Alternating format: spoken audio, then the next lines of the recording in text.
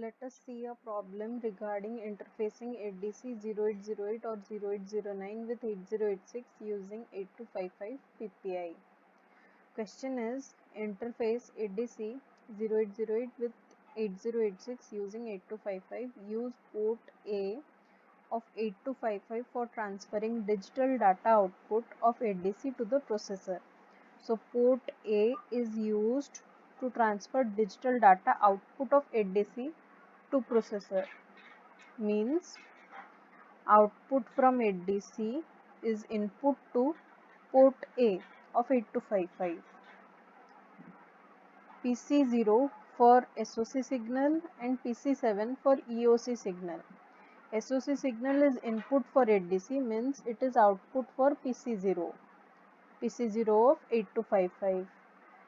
PC7 for EOC signal. EOC is output for ADC, therefore input for 8255. Use PB2 to PB0 for selecting corresponding analog input. Remember, we have CBA3 address lines as select lines. So those lines are given input via PB2 to PB0. So port B will act as output for 8255 so that it can act as input for ADC. Assume analog input is present at IP2 of the ADC. So it is telling that input 2 is selected, that is CBA should be binary equivalent of decimal number 2, that is 0 1 0. C equals to 0, B equals to 1, A equals to 0 of the ADC. As per this, so draw the circuit diagram and write the required ALP program. The address of CWR of 8255 is 5006H. So we are given the address of CWR, that is this much, the 16-bit address, and we know how to find out the address of port A, B, C. Control word of 8255. Simple IO mode, that is mode 0 is used. Port A, mode 0 because only we have to do input output and nothing handshaking or anything like mode 1 or mode 2.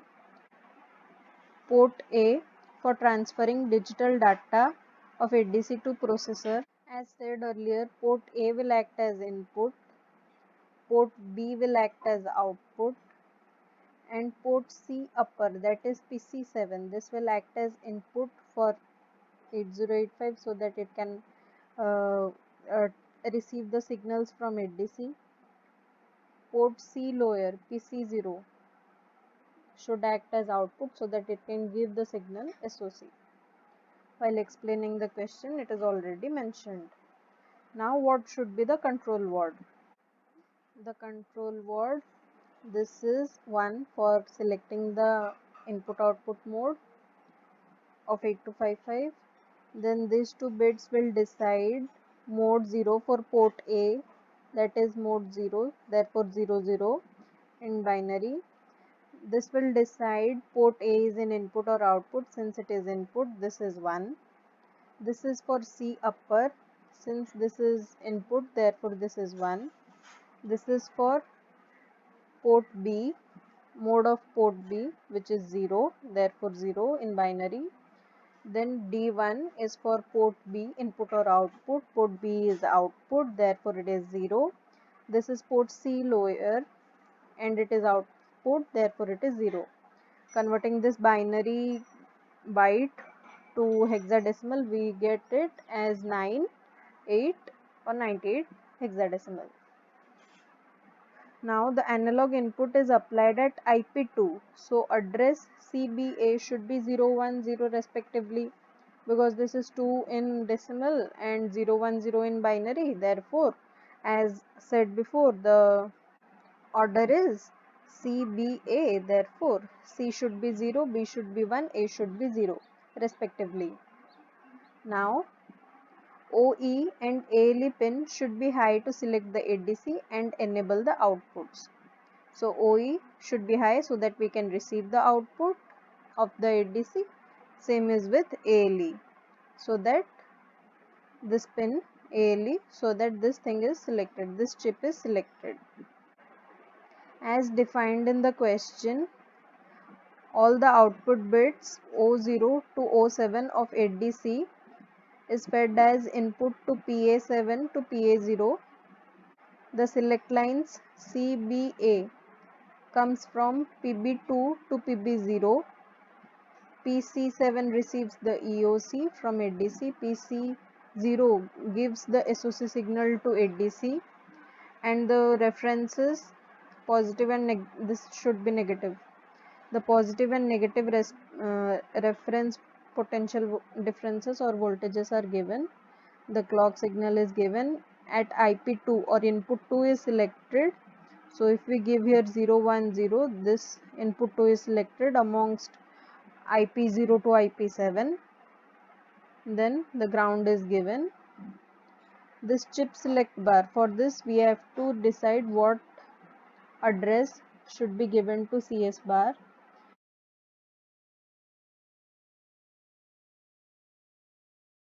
This D0 to D7 of 8255 is connected with D0 to D7 of 8086, for which our A0 should be always 0 to indicate the lower data byte, that is the even bank.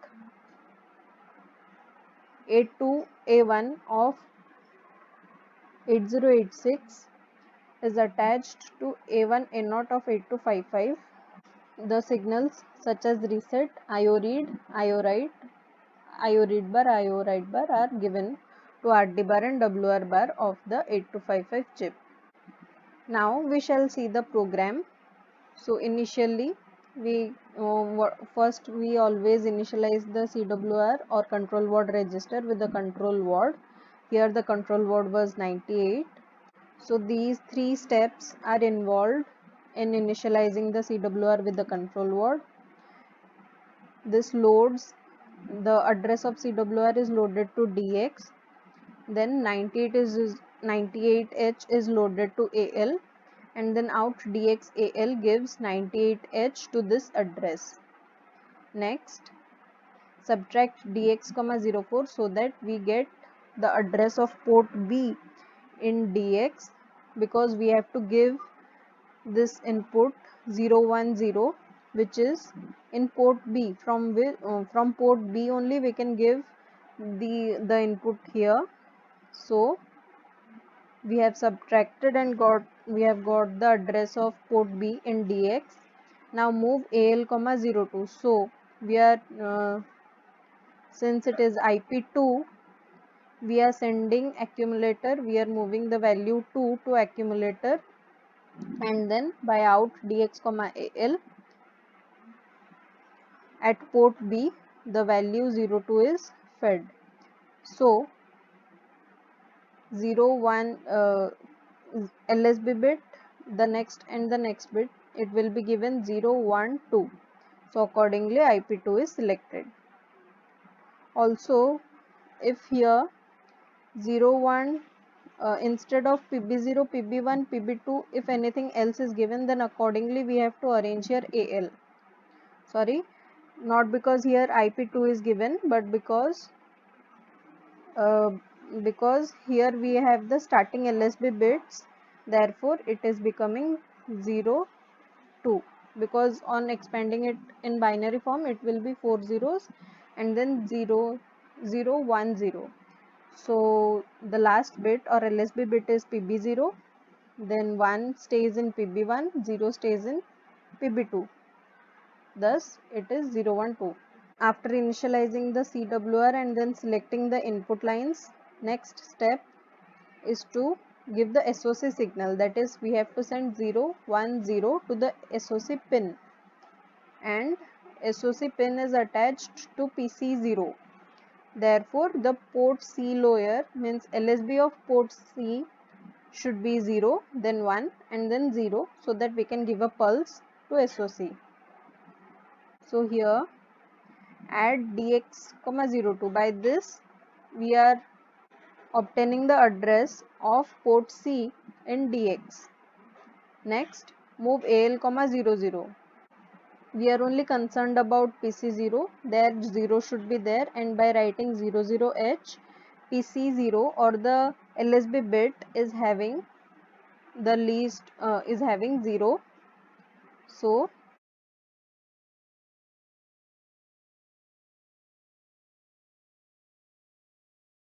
and then out DX comma AL.